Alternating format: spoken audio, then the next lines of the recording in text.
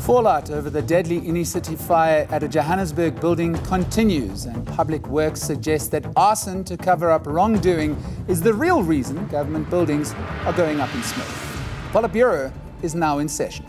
Nicholas Bauer once again connecting the dots for you on this Sunday. On the Politbureau today, we dedicate the full half an hour to the deadly fire at the now infamous Bank of Lisbon building in the Johannesburg inner city. First up, we have David Makura's Gauteng government trying to explain why a derelict building that only met 21% of the safety standards housed three different government departments, as both local and provincial government attempt to contain the disaster that costs 3 lives. And in the second part of the show, unfortunately, government processes take long. They take their own time. It's the remaking of all the government buildings here. They take time, but they also take money. So that's why we've been doing it one by one. Unfortunately, doing it one by one can come at a cost, as we have seen here. Right. And I would like to make sure that there are no workers sitting in any of the buildings identified by the conditional assessment report that they are structurally unsound. The fire has started in the Chief Director's office, in the legal unit.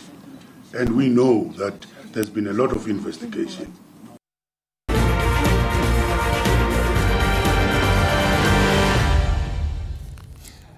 the Gauteng government has admitted mistakes were made before the deadly fire in the Johannesburg CBD this week.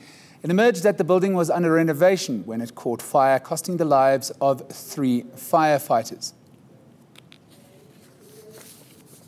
The government is apparently in the process of revamping 7 other government buildings. A contractor who was approached to redo the air conditioning in the Bank of Lisbon building alleges the chief engineering company couldn't even provide plans for the project. He alleges the same contractor has tenders to revamp the other city buildings too.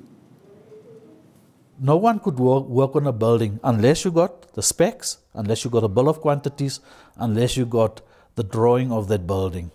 Nothing was forthcoming. And that is when alarm bells went off. City emergency officials called on the Tshwane and Ekurhuleni city departments to help douse the fire. It's not a question of the EMS being responsible. Obviously, if the building itself does not obviously really meet safety standards, you can have the best fire team in place. If the building itself does not really meet the standards, you've got a challenge already. And if you look at most of the buildings in this inner city, I can take you within the 5 kilometer radius right now. I can tell you you're going to find more than 50% of the buildings actually not really meeting the requirement. To unpack the events of the past week, I'm joined by Thabo Masebe from the Gauteng government, as well as MMC for Finance in the city of Johannesburg, Funzela Ngubeni. We did hope to have Thabo Masebe in studio with us, but a mix-up behind the scenes means that we will get him on the phone. Hopefully we'll be able to get him on as soon as possible. As soon as he's on air, we will be asking him exactly why provincial government employees were housed in a building that only met the safety standards by 21%. But let me start with you, Mr. Ngubeni. Thank you for joining us on the Politbureau.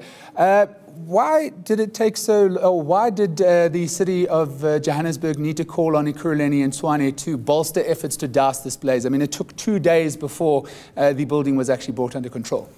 Yeah, thank you very much for inviting us, Nicholas. And firstly, let me pass my sincere condolences and the condolences of the city of Johannesburg to the families of Simphiwe Moropani, firefighter Mduduzi Ndlovu and firefighter Katu Mwedi. They lost their life doing duty, civil duty, and making sure that the lives of many people are saved. We salute them, and we hope that their families will find solace in the fact that they lost their life doing what they love most. I also want to obviously send our speedy recovery messages to firefighters who were admitted in hospital, including Mr. Ngobeni, with yes. absolute respect, I understand you're respecting those that have passed before us, but why did the city take so long to bring this blaze under control and need to call on reinforcements from Ekurhuleni and Tshwane? Yeah, of course, Nicholas, you will have realized that on the first day, we had teams of firefighters that tried to obviously bring the fire under control. We thought that we had done that, and we realized that later on that the fire had reignited, and obviously, we had to call backup. It was part of, I think, EMS responsibility to see that if they are not coping, because you remember that on that same day, we had 3 major firefighters in the city. There was one in Kaya Sense earlier on in the morning. There was also fire also at South Hills, where houses were on fire there as well. So it was important for them to look at other means, and I think it was correct for them to do that. All right, let's bring Thabo Masebe into the conversation now. He joins us on the line from Kempton Park. Mr. Masebe, thank you for joining us on the Politbureau this morning. Why exactly were so many government employees housed in a building that only met 21% of safety compliance? Why are you allowing your employees to work in unsafe conditions? We would never, as the Gauteng provincial government, allow workers to work in unsafe conditions.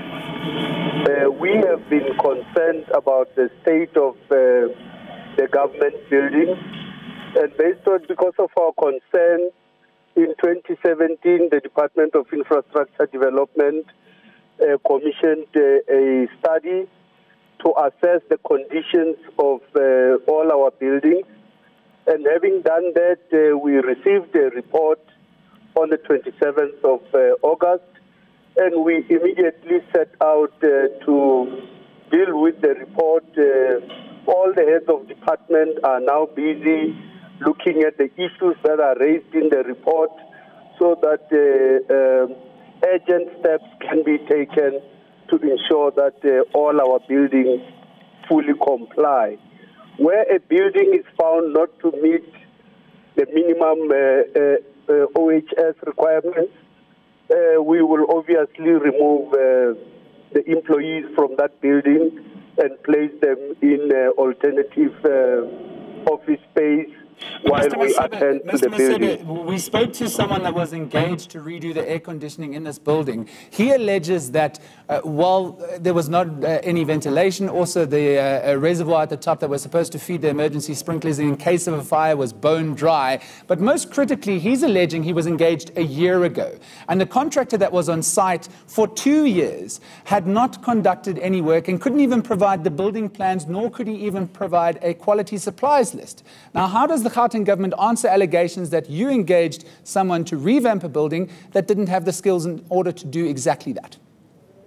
Yeah, Nicholas, let's not get into the details. I really would avoid going into the details. Safe to say, as I said to you, we have been concerned. Yes. You're concerned, but 3 firefighters lost their lives in the meantime. No. In fact, the report that we are now looking at does raise a number of serious issues with our building, and we're addressing all of those matters to ensure that our buildings fully comply. Yes, I did say we did not wake up yesterday to discover these things. We have been concerned for some time, and in 2017 we commissioned this study to assess the conditions of the building, and we now have the report. The report does raise all of these technical issues which we are urgently attending to. All right, Mr. Masebe, I'm going to bring back the City of Johannesburg. If you just stay on the line, you have the local authority to ensure compliance with safety regulations in buildings. Are you saying that you're powerless before the Gauteng government to ensure that they are housing their employees in a building that meets safety requirements as the local authority, the City of Johannesburg? Yeah, and not only them, Nicholas. I mean, the inner city of Johannesburg, I think all of us know that the challenges that we have there with a lot of buildings, the government and private buildings that do not meet the specification in terms of compliance. And as a city of Johannesburg, we have taken a conscious decision and through the executive mayor to work on inner city regeneration. Part of it is really to look at all these buildings that do not meet the requirement and ensure that we actually take them off. But Mr. Ngobeni, how do you ensure that compliance? I mean, do you actually have the powers to shut a building down if it isn't in such a state of derelict as the Bank of Lisbon building apparently was when this fire broke out? We're intending to do that. We're intending to get into these buildings. In fact, some of them we are intending to expropriate them because some of the owners cannot be found. And those that where we can be able to find the owner and the owner is still not prepared to work with us, we intended to go to court in taking over those buildings and actually putting them on the market to ensure that we get people that can be able to assist us as government to actually regenerate the inner city. Because as a government alone, we cannot do it. All right, Mr. Maseba, I hope you're still on the line. We'll come back to you in the conversation now. The allegation from that contractor that was engaged to redo the air conditioning says that MGA engineers, the chief engineer on site, plainly could not do the work that he was already paid to do. 2 years down the line, he was engaged to try and redo the air conditioning. The other allegation is that the 7 other buildings that the Gauteng government is looking at revamping is going to be undertaken by the self-same engineering company that could not undertake the work at the Bank of Lisbon building. What are you doing to ensure that public money that is put aside to revamp spaces in order for public servants to work and operate in a safe environment gets put to best use, Mr. Masebe?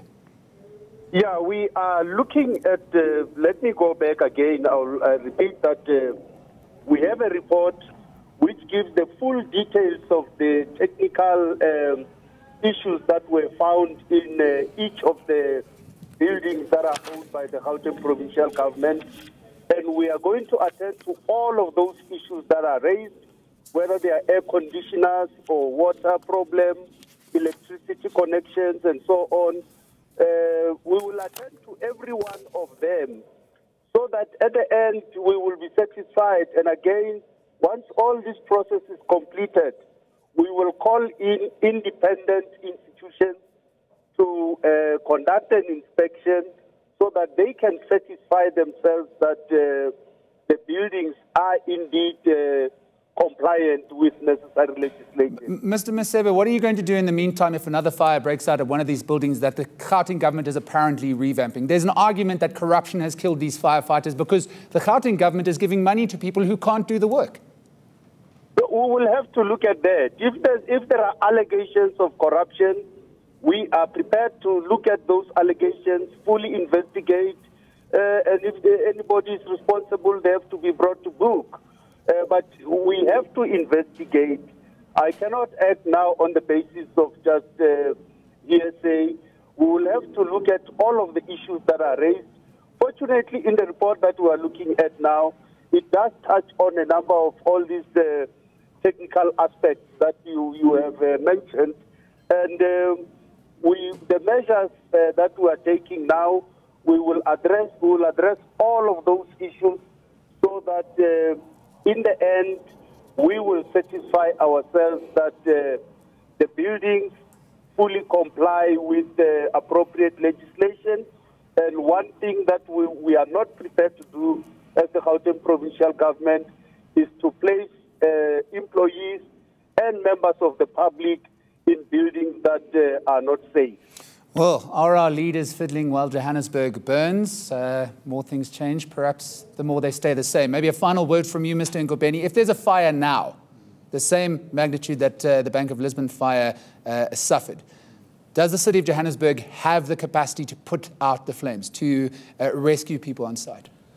Look, Nicholas, the fact on the table is that the city of Johannesburg, we are not fully capacitated. In terms of EMS, it's the work that is still underway. You'll remember that we have come and mentioned that at the moment we've got about 29 fire stations in the city. We've got at least about 15 fire engines that are working. We're supposed to have more than that. The backlog is huge. We need to work on that. I know from MMC of Public Safety, MMC Sun, that there is obviously work that is underway of making sure that we get 29 extra fire engines. Timeline-wise, unfortunately, we are running out of time as well. So a timeline before you're capacitated. This has been budgeted for in this budget that we passed now in in June. Obviously, they need the tender process is underway, and we are hoping that before the end of this financial year, we'll have those 29 engines. MMC for Finance in Johannesburg, Funzile Ngubeni, thank you so much for joining us on the Politbureau. Coming up next, Public Works believes people might be setting government buildings alight to conceal evidence that will land corrupt public servants in hot water.